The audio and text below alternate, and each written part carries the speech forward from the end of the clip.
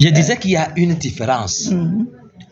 Parce que ceux qui font le culte des ancêtres, j'ai globalisé cela, j'ai appelé l'ancestralité.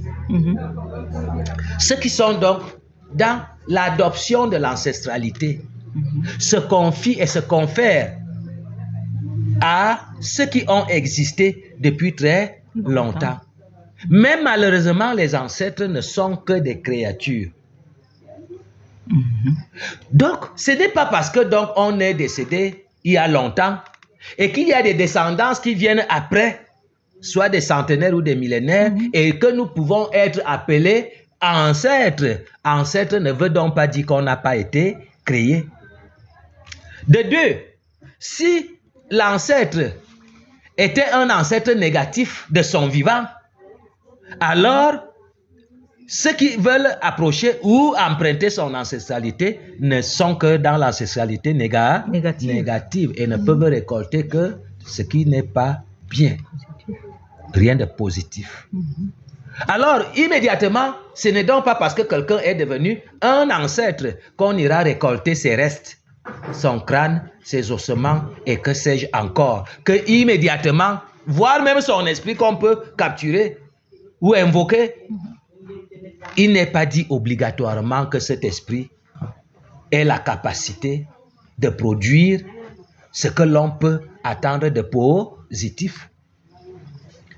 Peut-être certains peuvent nous apporter de la positivité matérielle, mais il n'est pas question de la positivité matérielle. Nous voulons parler de la positivité spirituelle. Alors, si donc toi, plus positif aujourd'hui que ton aïeux ou ton ancêtre, immédiatement, c'est toi qui peux donc aider plutôt cet ancêtre qui a été dans l'obscurité, dans les ténèbres profondes. Alors, l'essentiel, c'est que, qu'on soit d'aujourd'hui ou d'avant, si on est positif, si on est lumineux, si on est bien en harmonie avec l'origine de l'existence, qu'on peut donc appeler Dieu.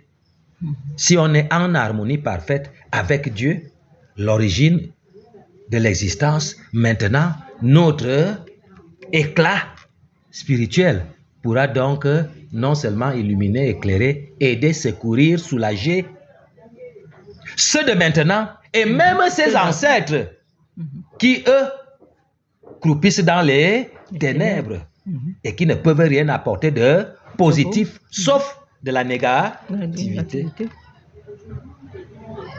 Et je voulais par là dire que j'avais fait une nuance entre les ancêtres et les aïeux.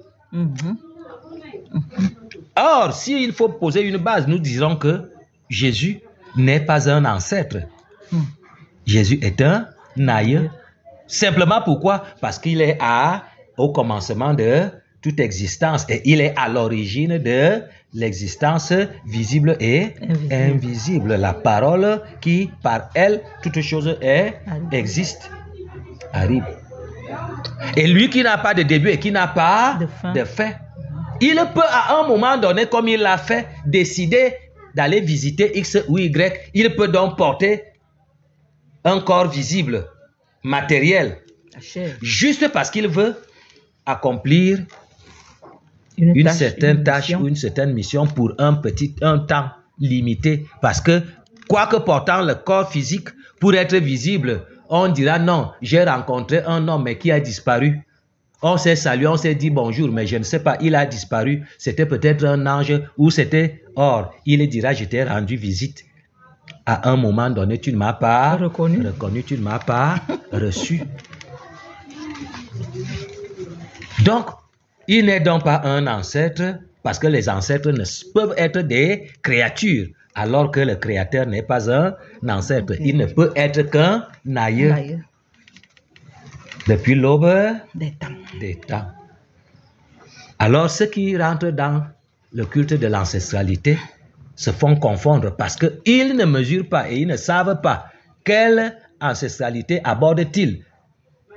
Est-elle une ancestralité positive depuis ou une ancestralité négative? Et quel qu'en soit donc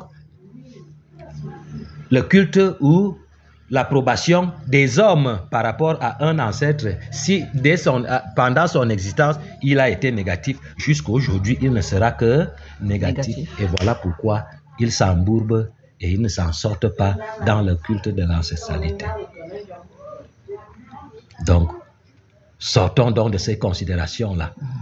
Parce que ce n'est pas obligatoirement, dès qu'on est ancêtre et on devient bon et on peut apporter du bien, ainsi de suite, ainsi de suite. Ceux qui ont servi le diable jusqu'à aujourd'hui, quels qu'en soient ceux qui sont morts des centaines ou des millénaires avant Jésus, jusqu'à aujourd'hui, ils croupissent dans les ténèbres et ils sont en train de récolter le mal. Et c'est nous, agréables à Dieu, serviteurs dignes de ce nom, porteurs de la présence divine, qui pouvons donc intercéder ou les soulager ou les aider à ce qu'ils aient le repos. Et peut-être pour ceux-là qui ont fourni des efforts, qu'ils réussissent à recevoir la miséricorde de l'Éternel, jusqu'à pouvoir bénéficier de la lumière que nous pouvons produire, nous, d'aujourd'hui, sans être ancêtres ou ailleurs.